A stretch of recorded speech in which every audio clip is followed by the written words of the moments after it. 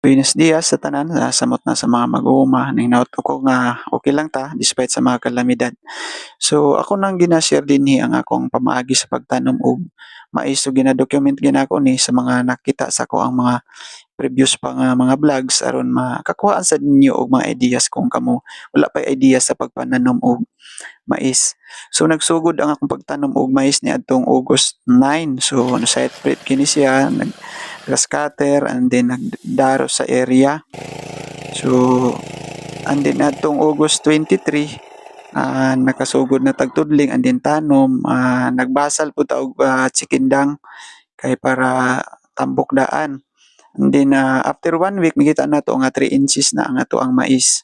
So 10 days after na-apply tag side dress organic fertilizer nga complete. Unfortunately after 3 weeks giatake og ulod ang atong mais. So gi-apply nato siya pre-baton, mao man ni akong ginagamit sa mga ulod sa mais. And then after 1 month so nakahinay nag-recover ang mais. So kung makita nato mura na siya og ni arang-arang na gikan sa pag-atake sa ulod. And then 6 weeks okay na gyud ang atong mais, tambok na siya, promising. After 7 weeks so gwapa na ang atong mais. And then 8 weeks nag-start na siya og pamunga. So gwapo na gid siya tan-awon, medyo malipay na gid magtan-aw ang mag-uuma.